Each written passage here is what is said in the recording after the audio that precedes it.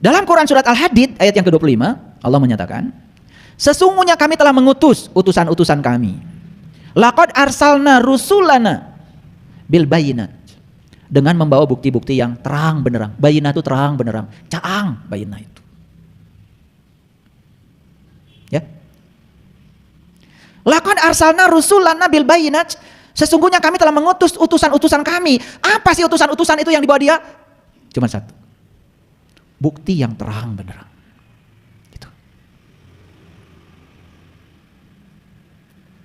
Dan bukti itu nyata, bisa dirasakan, bisa dialami sekarang, di sini, saat ini. Wa anzalna ma'ahumul kitab. Dan kami turunkan bersama mereka kitab. Ini enggak cerita Quran, cerita kitab. Dan banyak yang masalah artikan. Begitu ada kata kitab, langsung aja diterjemahkan Quran. Beda. Quran itu dari kata qara'a yaqra'u Qur'anan, bacaan. Kitab, ya kitab. Makanya di Quran perintahnya baca kitab. Ya baca kitab harus punya kemampuan membaca. Kan di Quran perintahnya ikra kitabaka. Ikra kitab, bacalah kitabmu. Nah, untuk membaca kitab harus punya kemampuan membaca. Gimana cara mempunyai kemampuan membaca?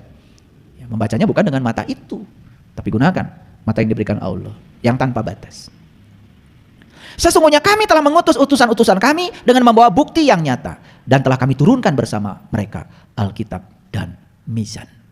Mizan itu sering disebut dengan neraca. Neraca itu sering disebut dengan keadilan. Makanya ketika Krishna memberikan ceramah di padang Kuruksetra pada Arjuna, siapa Arjuna? Arjuna itu lambang simbolisasi dari manusia, dan Krishna itu lambang seorang guru, ya, yang diberi kemampuan untuk bisa mengajarkan ilmu sejati pada manusia. Ini adalah dialog antara guru dan murid. Makanya yang disampaikan oleh Krishna itu adalah 5 dasar kebenaran. 1 adalah pengetahuan, yang kedua adalah cinta, yang ketiga adalah keadilan, yang keempat adalah kesabaran, yang 5 adalah kepengabdian. Nah, dari 5 dasar kebenaran, di situ ada nyelip namanya keadilan. Nah, bahasa Quran itu adalah mizan.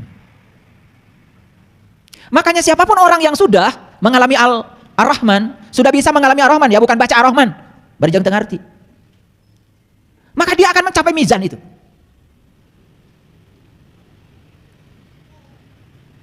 Makanya Ar-Rahman selalu 2 kan? Rabbul masyriqain wa rabbul maghribain. 2. Ada 2 matahari. Ada 2 tempat terbit matahari. Ada 2 tempat terbenam matahari. Ada 2 lautan. Marajal bahraini yaltaqiyan bainahuma barzahul la yabghiyan. 2. Selalu 2. Makanya kalau kita berbicara tentang neraca, tentang keadilan, selalu 2. Lihat saya semuanya. Mendengarkan satu pihak, kita sedang berada dalam kegelapan. Kalau kita mendengarkan 2 pihak, maka kita akan dapat pencerahan. Makanya hati-hati kalian. Kalau ada yang ngadu-ngadu satu pihak, kalau kalian respon, kalian langsung memposisikan kalian dalam kegelapan. Langsung emosi, terpancing, kan gitu. Coba dengar 2 pihak. Kalian akan dapat pencerahan. Disitulah yang disebut dengan mizan. Itu namanya keadilan. Ya, itu. Makanya coba hakim. Dengar terdakwa bicara apa? Dengar jaksa bicara apa? Karena jaksa ditunjuk oleh negara untuk memberikan tuntutan. Jaksa tentunya dari polisi. Hakim kan di tengah aja. Tuh. Maka disebutnya juga hakim. Itu nama terlalu tinggi kalau menurut saya. Karena hakim itu orang yang bijaksana. Orang yang sudah berada di titik tengah. Tidak terpengaruh oleh apa kata terdakwa, tidak juga terpengaruh apa kata jaksa. Dia sudah di titik tengah. Hakim. Makanya kalau mereka-mereka ini yang jadi hakim sadar kalau itu nama yang sangat tinggi dan mulia, itu nama Allah, maka dia akan gunakan neraca itu, mizan namanya. Dan memang sih syarat untuk mendapatkan mizan itu harus tahu dulu kitab. Gitu. Jadi kalau untuk tahu kitab apa? Ya untuk tahu kitab ya dia harus ketemu guru yang membawa bukti yang nyata. Makanya coba lihat struktur bahasanya. Sesungguhnya kami telah mengutus utusan-utusan kami dengan membawa bukti yang nyata, dan kami telah turunkan kepadanya kitab. Siapa yang dapat kitab, maka dia akan mendapatkan neraca. Gitu. Jadi sekarang ada situasi yang sangat menyedihkan, di mana ada penangkapan terhadap orang-orang yang justru bergerak di bidang hukum, ya. Itu kan tentu saja. Ya, menurut saya sih sederhana. Mungkin belum tahu kitab sejatinya. Baru tahu KUHP aja. Dan kami ciptakan besi. Nah ini, makanya Al-Hadid itu besi. Nah besi itu simbolisasi dari tulang sebetulnya. Makanya kalau di Quran surat Al-Kahfi dikatakan, dan kamu ratakan besi-besi itu, ya, sejajar dengan kedua gunung. Nah, itu di surat Al-Kahfi itu cerita tentang Zulkarnain. Gitu? Nah, pusing kan? Ya udah, Supaya pusing, biarkan aja, nggak saya jelaskan. Kami ciptakan besi yang padanya terdapat kekuatan yang hebat. Ya memang besi itu kuat, tapi kekuatan besi ya kalah dong sama baja. Kalau mau dibanding-banding dengan logam, karena ini bukan cerita besi itu, bukan cerita besi yang ada di pandai besi. Ini cerita sesuatu yang diberikan pada kita, kalau itu digunakan, kamu menjadi punya kekuatan. Coba, kalau tubuh kita ini nggak ada tulangnya, tuh puguh wujudnya. Betul nggak? Ngalumuh, jika daging kiloan di pasar. Betul nggak? Kan gagah itu karena ada tulang. Nah karena ada tulang, ya tulang itu kan dibuat sedemikian. Lihat, tangan kita aja tidak sama panjang, berbuku-buku luar biasa. Betul nggak? Dan ini begitu fleksibelnya, luar biasa. Maka Allah bilang, yadullah fawqa aydihim, tangan Allah ada padamu. Tangan Allah, ya gunanya buat menyenangkan Allah, bukan untuk menyenangkan kamu. Enak aja. Nah itulah, makanya aku berikan kepadamu besi, ya. Dan padanya terdapat kekuatan yang sangat hebat, yang sangat bermanfaat bagi kamu untuk menjadi kamu sebagai manusia. Di situ. Awas, bukan besi yang di toko besi, nggak ada urusan. Makanya nama-nama surat di Quran itu luar biasa. Al-Hadid, besi. Gitu, ya. Nah, Allah mengetahui siapa yang menolongnya, dan Allah juga mengetahui siapa yang menolong utusan-utusannya. Kalau gitu saya mau nanya, siapa yang menolong Allah dan Rasulnya?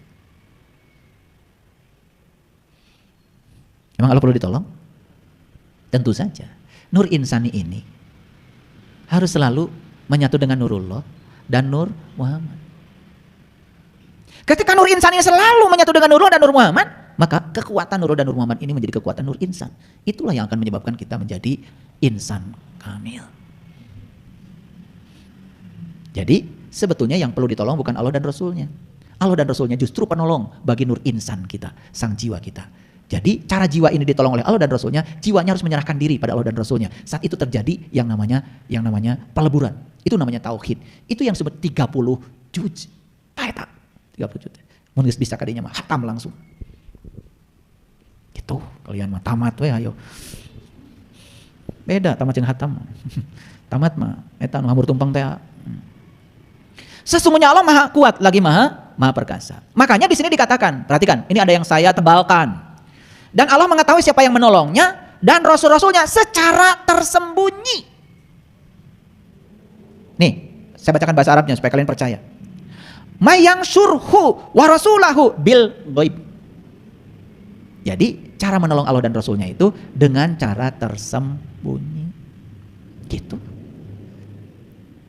Karena aurat kalau tidak tersembunyi. Keren Quran ya? Keren gak? Gitu. Baru tahu hari ini ya kalau Quran keren ya. Ya ayyuhallazina amun in tansurullah yansurkum wa yusabbit aqdamakum. Ini ayat sering juga dikasih embel-embel. Hai orang-orang beriman, tolonglah agama Allah, maka Allah akan menolong kamu. Kan suka begitu? Pertanyaan saya, kalau kita harus nolong agama Allah, Allah agamanya apa? Kan harus jelas dulu yang mau ditolongnya, betul gak? Kalau Allah agamanya tertentu, emang Allah harus beragama? Kalau gitu tanya lagi, sejak kapan Allah beragama? Berarti dulu Allah kafir dong. Allah aja harus beragama, keterlaluan. Makanya di sini nggak ada agama, nggak ada. Intan surullah yansurkum. Ya, hai orang yang beriman, tolonglah Allah, niscaya Dia akan menolong kamu dan akan meneguhkan kedudukanmu. Gimana cara menolong Allah? Sudah dijelaskan di ayat sebelumnya. Cara kau menolong Allah dalam keadaan gaib, dalam keadaan tersembunyi, satukan nur insanmu dengan Allah dan Rasulnya. Itulah cara menolong Allah. Maka Allah akan menolong kamu dan luar biasa, wa yusabbit aqdamakum, dan Allah akan meneguhkan kamu. Gitu. Nah, setelah saya urai secara panjang lebar ini tambah pusing atau tambah mengerti? Ya, yang tambah pusing saya doakan semoga suatu saat bisa membebaskan kepusingannya. Yang tambah mengerti saya doakan semoga tambah kuat imannya. Ya kan? Yang sudah mendapatkan ya cara-cara untuk menolong diri kita sendiri, teruskan, penuh semangat. Ya. Jadi hari ini kita punya gambaran kelompok manusia mana yang bisa ditolong dan kelompok manusia mana yang tidak bisa ditolong. Silahkan kalian yang menempatkan diri. Mau ditolong atau tidak ditolong, pilihan ada pada kalian sendiri. Shadaqallahul adzim, barakallahu li wa lakum. Assalamualaikum warahmatullahi wabarakatuh.